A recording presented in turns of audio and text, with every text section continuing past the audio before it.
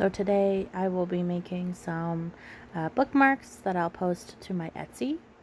So I started with these papers. I cut them to size, and I'm going to start with one, and I'm going to use just some regular masking tape here just to tape down the corners.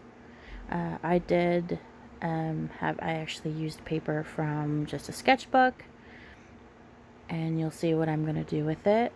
But I have two squares, and I'll be making the bookmarks with one square, and then I'll use the other square later to make another set of bookmarks. So here I am just using some gesso. This is just white, kind of like white paint, but it's kind of more solid than white paint, and it acts as a barrier to the paper for all the medium on it, so that I'm able to paint over the paper.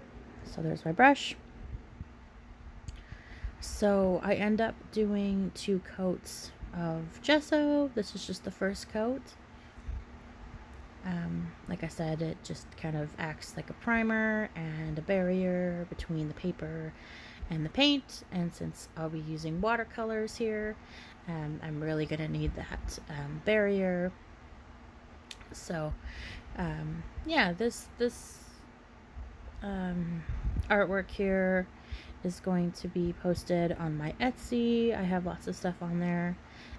I actually recently went totally digital. I used to have physical prints on there that I could ship, but I was having issues with my printer lately, and I moved provinces, and now I'm having issues, and switched jobs, so I've decided to just go all digital. For the most part, except for the original paintings, I still have original art, bookmarks, magnets, and little clay charms for sale, just on the same Etsy there, so I'll leave that in the link down below. So I think this is now the second coat of gesso. I went in with 2 coats, like I said, just to make sure that it was well primed. So these are my watercolors. Don't be alarmed. They actually got passed down through the family, as you can see there. My sister's name was on the back. So I've had these forever and ever. So I know they look really dirty, but for what I'm using them for, they work pretty well. Obviously, because they're older, they don't work the greatest, but they work still pretty good. I'll admit I probably should clean this up a little bit, but it's okay for now. Won't affect the pigment, and it's really just there just as a background color anyway. So I started off with mixing my colors. I use a little bit of a brown, orange, and a yellow just to make a background for the detailing work on top. So these bookmarks are pretty simple. They take a couple hours to make, including drying time and everything. And they're very fun to make. I actually like making these. I think you really can't go wrong. You can do lots and lots of different ideas. For future, if anyone has any ideas, any thoughts that you'd like to see me paint, or maybe have on my Etsy, just let me know. Any feedback would be really greatly appreciated. So here I'm going in with some salt, and I'm trying to add a texture to the paper, that kind of salted watercolor texture. It worked okay at the end, but wish it came out a little bit stronger. And then I've got this big brush. I'm going to go ahead and just sweep all of the salt off the page with the brush. Makes it a little bit cleaner that way. And this way I'm able to get all of it off without having to use my hands to scrape it off. So, yeah, I've had an Etsy open for about 2 years. Alright, so here I'm going in with some of my acrylics, so you can see the colors. I've got white, I've got black, and again, I know my palettes look pretty dirty, but I was painting earlier today, so these were pretty clean when I started off, but because I was painting and the paint wasn't totally dry, it's not really worth it to clean off wet paint until it's dry, because it can get stuck in your sink pipes, and you don't really want that to happen, because once acrylic paint dries, it dries to be like a plastic. So I usually just wait for it to dry and then pick it off and throw it in the garbage, so that way I'm not throwing paint down the sink. Alright, so I'm starting to draw some green vines all over the paper. I wanted to go for like a pumpkin theme. So you'll see what I mean by that. This part was really fun to do. I think this might have been my favorite part, just having fun and drawing random green vines everywhere. So yeah, I have green paint. I've got some red paint there. I've got a yellow and an orange paint, and then also the black and white. So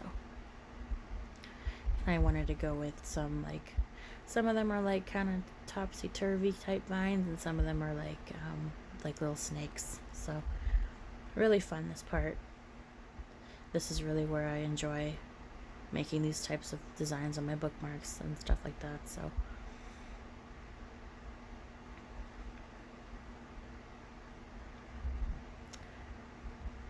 and then I am adding in little orange dots where my pumpkins are gonna be.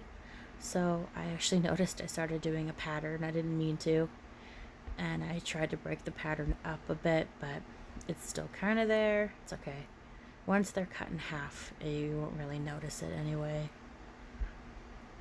So there's that, and then I'm going in with the texture for the pumpkins. These are going to be little pumpkins.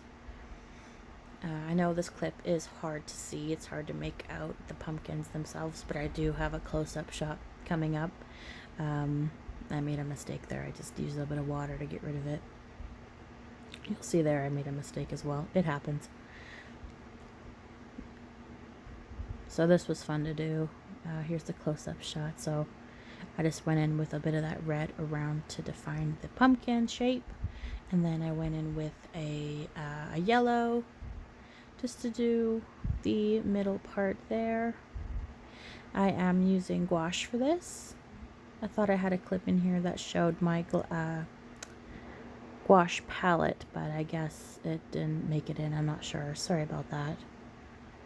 But I'm using gouache to actually paint the definition, which is kind of similar to acrylic, but it's a little bit more forgiving, and it goes over acrylic really well, I find. So I like to use gouache to make the definition parts, just because I actually really like using gouache and handling gouache and the way it handles. So you can see I'm doing a couple different ones just to show you how I'm creating the pumpkins, and then just to show you a close-up shot of them itself, just to be able to see. So yeah, I really like painting them this way. Typically I paint most things this way. I start with like a base, and then I do a shadow and then a highlight over it, and then I do any touch-ups after. And then here I am going in with a little bit more of a stronger yellow color and just painting on a little bit of an extra highlight over top, just to give it a little bit more definition. And then I just did the little stems and doing some green leaves. For the leaves, I just started off with just a basic green color, did all the leaves, and then you'll see me go over them with a darker green just to add some definition and kind of add the vines in the leaves, or the veins I should say, into the leaves themselves.